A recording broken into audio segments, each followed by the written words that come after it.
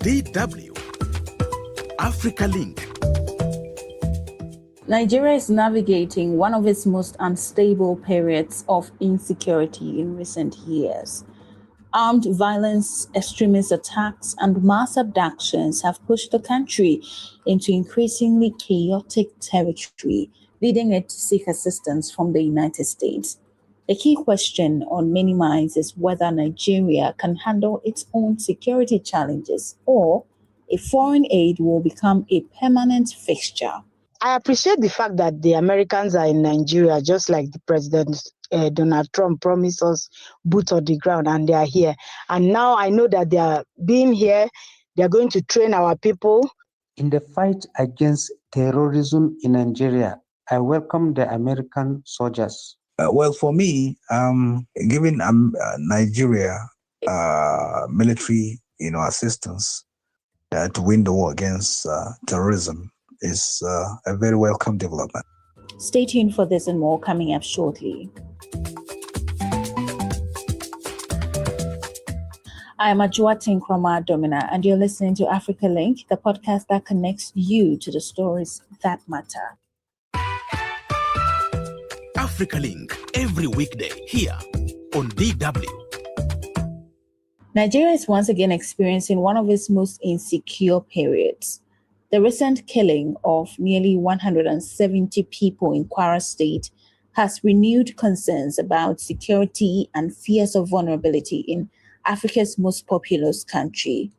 Now, as the country mobilizes its internal security forces to address these issues, including deploying troops to affected areas, the U.S. has also sent ground troops to assist with intelligence gathering.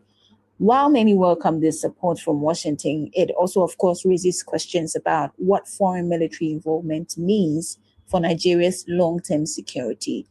Well, to help us understand this, we're joined by Fola Aina. He is an international security and development policy expert at the University of London. We also have DW's Ben Adam Sherman joining us all the way from Abuja, Nigeria. Gentlemen, welcome. Thank you so much for your time on the show. Fola, give us a brief analysis of what the current security landscape of Nigeria looks like. Oh, thank you. Currently the country is, saddled with a couple of security challenges. When you look at the northwestern region, there's mostly issues bordering around organized criminal activities, particularly threats posed by bandits. And just to also put this a bit into context, bandits are terrorist organizations since they've been proscribed by the Nigerian government, but they don't necessarily have a political ideology. They are rather mostly driven by economic opportunism. Whereas in the northeastern region of the country, particularly in states like Borno, Adamawa, and Yobe states, you have insurgents mostly operating within these axes, including groups like Boko Haram, and also its second breakaway faction, which is ISWAP, Islamic State West Africa Province. Its first breakaway faction, also for context, is Ansaru, not to be mistaken for Ansaruddin, that mostly operates around Mali and the broader Sahel region. And when you look at the south-south region of the country, you also have the activities of militant groups, which have mostly been quelled, but again, they do still exist in some parts of that region, as well as also other forms of organized criminal activities. Also in the southwestern region, you have mostly issues bordering around kidnappings, criminal activities, organized criminal gangs.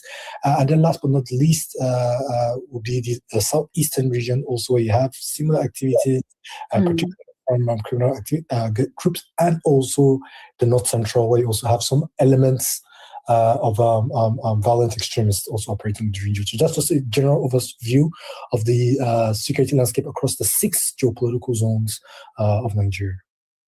How about the state security capacity? I mean, the security architecture, you have the military, you have the armed forces, you have the police. How is it organized to deal with all of these insecurity threats? So essentially, the Nigerian state has its coercive apparatus, which includes its military. It also includes the police force, and in many ways also other paramilitary agencies, and also the broader intelligence community. But it's also important to be reminded, that according to constitutional provisions, the military essentially has the responsibility for ensuring and guaranteeing the territorial integrity of Nigerian state, particularly protecting the state from external aggression, whereas the Nigerian police force is mostly saddled with the responsibility of ensuring internal security. But over time, due to difficulties ranging from manpower, logistical issues, funding issues, we've seen a situation where the military has been increasingly relied upon, for ISOs, internal security operations, which in many ways has gone on to stretch the military. So currently, the military in Nigeria is deployed across all 6 geopolitical zones I already talked about earlier, and in many ways because they are relied upon to try to address insecurity across these regions. All right. Thank you for that, Fola. Ben, let me come to you. You live in Nigeria, you live in Abuja precisely. What is your understanding as a citizen first, and then as a news reporter who, listens to some of these stories that come up almost every day? What is your understanding of the security challenge in Nigeria currently? Yes, as a citizen, I need a protection just like any other citizen. And I also believe the person who must protect me is the government. Even though in seeking protection from government, I must also take my own proactive actions to ensure that I am out of harm. However, let's go back to when Boko Haram started, or even before it started, there's what is called low-intensity conflict situations. So when it's low in nature, some tribal conflicts, some religious uprising here and there, that has to do with the police. But today, when Boko Haram struck, you could see that it's no longer a low-intensity kind of a conflict, because we're now talking of helicopter gunship, we're talking of heavy equipment being moved here and there. There's the firing from surface to air to surface to ensure that these people are being routed. So it's becoming bigger and bigger by the day, and we're also seeing that some new groups are coming up, like the Lakurawa people. They're coming from Niger, coming from Mali into Nigeria. They are around Sokoto axis, and you also have the Mahmudawas. These are the people that are penetrating Niger State via Kainji and going to Kwara that took place of recent. So Nigerians are saying that, look, are these things now moving towards the south? It started from northeast, it came to northwest. Now we are moving towards the central, passing. Once you pass Kwara, of course, you've now gone to the southwest of this country. And that's why people are saying the military is all over the place. Right. Ben, thank you. Fola, would you say that the Nigerian government or the security architecture is changing its approach? Because we have seen that in recent times, these attackers or perpetrators, they evolve over time. You even hear of attacks involving drones and all of that. Can you say same for the government response to these attacks? Yes, absolutely. The government appears to be doing quite a lot, but again, it's important to remember that these things take time before they begin to guarantee or deliver the kind of results we would love to see. But a few things to bear in mind, for instance, is that mostly in the past, it appears as if the military's response to these conflicts or to these crises has mostly been reactive. But in more recent times, we've seen them actually taking the fight, to the terrorists, to the insurgents, to the bandits. They're actually doing quite a lot in these regards. But also remember some of the problems I already talked about earlier. It could serve as limitations to how much they are able to do, but it doesn't necessarily mean they aren't making progress in these areas. Secondly, we've seen an increased use of special operations forces, SOFs. Now, SOFs are unconventional forces. They are highly trained. and Nigeria has invested quite a lot, in these forces, which are mostly deployed to tackle and address the kind of asymmetric warfare we're now seeing in the country. A third point to bear in mind is the fact that we've seen the government also make significant bilateral agreements with regards to acquisition of equipment, weaponry, technology that's used to wage these kinds of warfare. And in many ways also we've seen more accountability and also transparency on the side of the government in terms of also winning the hearts and minds of Nigerians and local populations, particularly those who are mostly affected with regards to how in these areas where these conflicts take place, by giving media briefings, also ensuring and taking responsibility where one or two errors might have taken place, such as maybe issues around maybe drone strikes that have had unfortunate consequences on innocent civilians, and all of that. So we've seen some effort on the part of the government to try to improve its approach towards addressing this problem. But it's a very dicey situation, and the kind of warfare the country is currently facing is not one that's very common that we see across the state, Nigeria at the moment. Right. I do appreciate your understanding of the issues and what you think the government may be doing to tackle the issue. But also our question is, are these efforts working? We'll come to that shortly. But Ben, let me return to you. In terms of the recent attacks, would you describe them as scattered, or they are centered in a particular geographic location? No, they are scattered because you could see in the northeastern part of the country, Boko Haram were the ones always attacking in these areas. Then when you come to the south northwest, that's where banditry also came on board, and from there some other groups kind of came up. Some people that got trained in Libya, like Mahmouda, who is now leading the Mahmoudawa group. Today he has been arrested anyway. So you see that the attacks are scattered all over the country. And that's why when the one that took place in Wuro in Kwara State, the president commanded that soldiers be deployed immediately. So what we are seeing is that in as much as there are attacks, you now see military being deployed there, just like it happened in Papiri in Niger State. You could see that soldiers again were sent in those areas. What also happened in Kaduna State, in Kajuru local government, you also see that they are even thinking of establishing a military base there. So the attacks are scattered, and of course the attackers usually look at what they call soft targets, people who are not a kind of protected, especially in villages. They will not face the security operatives. They will not face what you call specialists, the military formations. Rather, they will go to some secondary schools, go to some churches, go to some mosques, and carry out this deadly acts. And so they are not actually centered on a spot. Rather, they make deliberate choices of who to attack and when and where. Fola, you have said that, and I mean, Ben has also agreed to a large extent that it really does appear that the government is doing enough to tackle insecurity.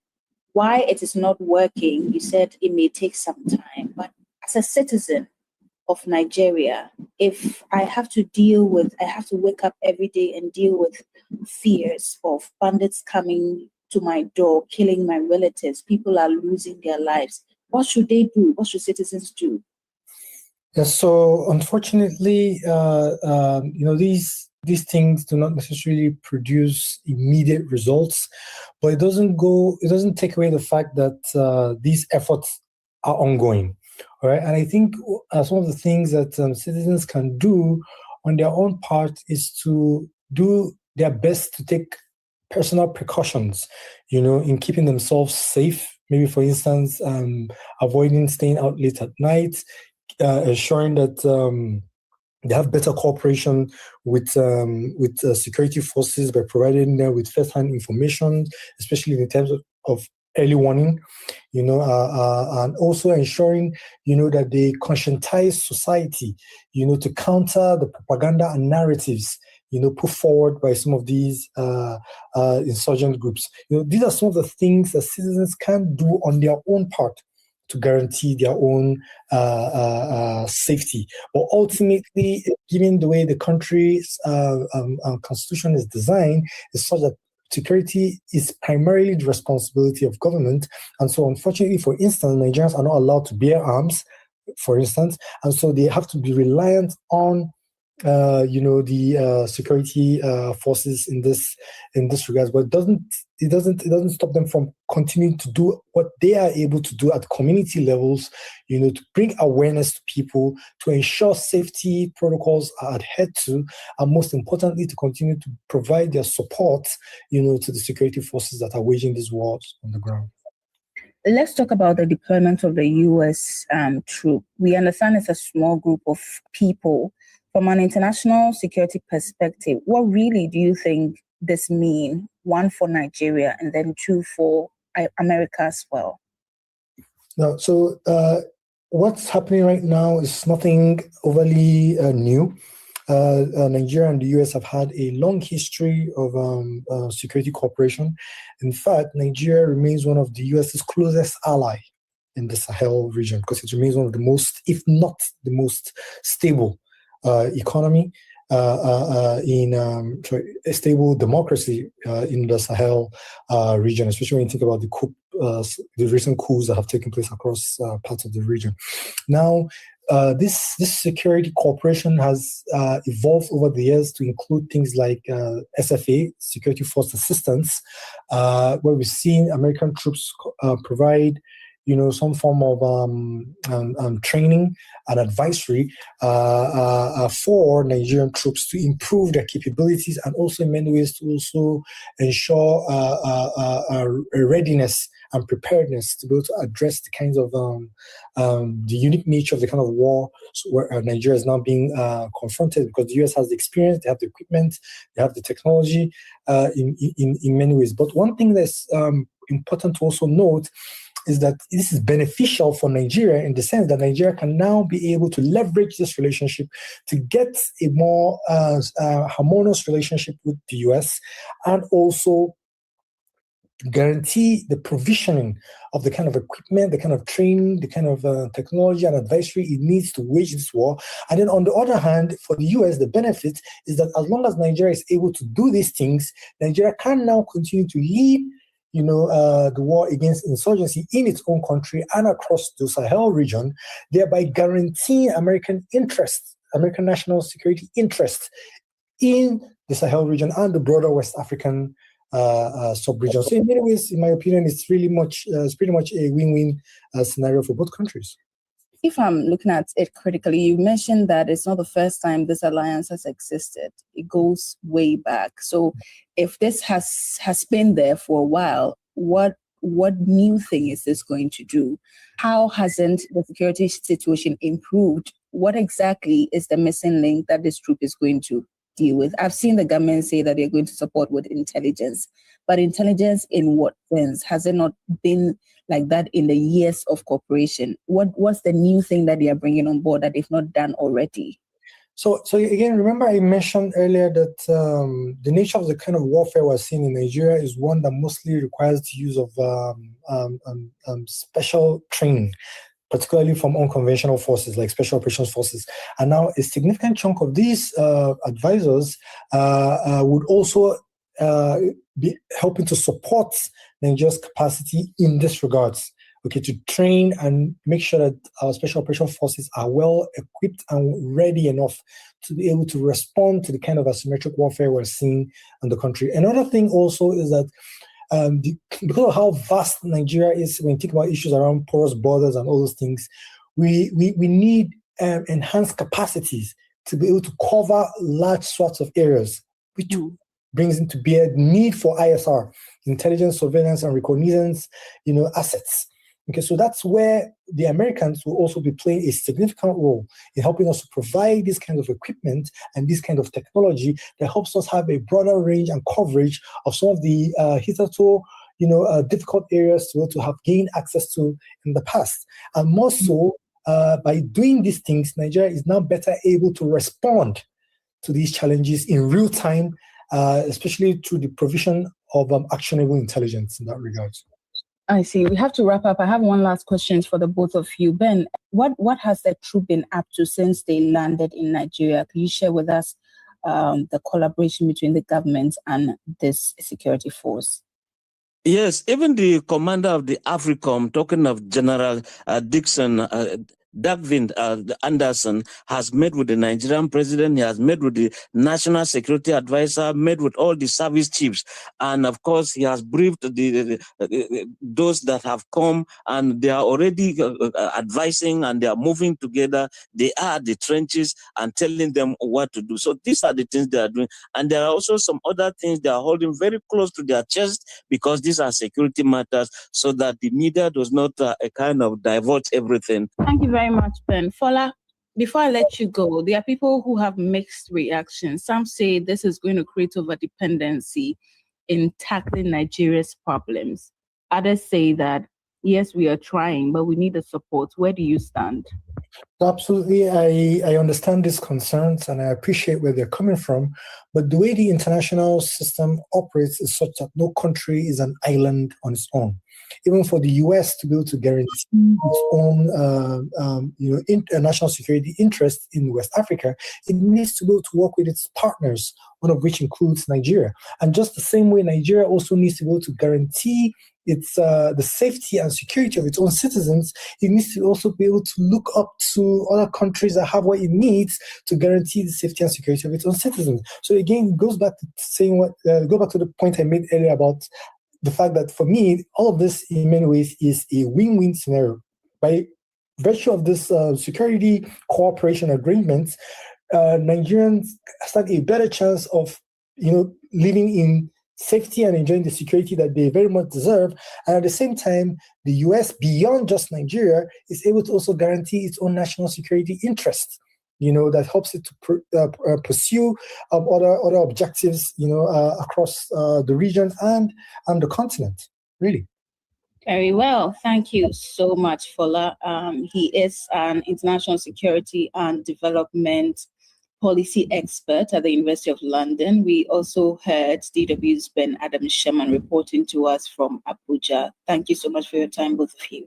Thank you and welcome. Thank you very much. Well, some citizens have been sharing their thoughts with us on the U.S. deployment.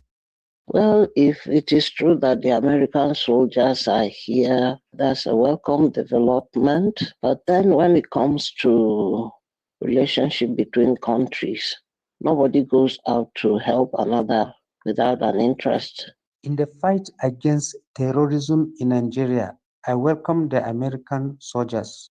I personally don't welcome the Americans into Nigeria, considering the activities in different countries, including Afghanistan, Iran, Sudan, Libya, and name them. What we really actually need from America is intelligence sharing and modern military warfare. If they can only do that for us, it will be good.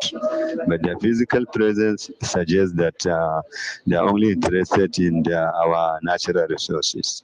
Well, for me, giving Nigeria military, assistance to win the war against terrorism is a very welcome development. But I think what America should also help us do is to help us, find out with the sophisticated intelligence that we know them to have, in looking out and finding out those who are behind this ugly monster called terrorism. Well, in my own opinion, I think that the presence of the U.S. forces in Nigeria will go a long way in abating the situation, the security situation in Nigeria, because everybody knows Trump, that if he says he's going to do something, he's going to do it. So that fear, that drive to say, okay, we are going to strike if we need to strike. There are mixed reactions among Nigerians to foreign assistance in tackling these security issues. While some citizens continue to raise sovereignty concerns, others believe that the government should accept support but draw clear boundaries to ensure that America stays within the bounds of intelligence gathering. What are your own thoughts on this? Share them with us on DW Africa Facebook page. You can also listen on Spotify or wherever you get your podcast, and subscribe to our DW Africa YouTube channel so you never miss an episode. This show was co-produced and edited by Isaac Mugabe. I am Ajua Tinkrama Domina. Many thanks for listening.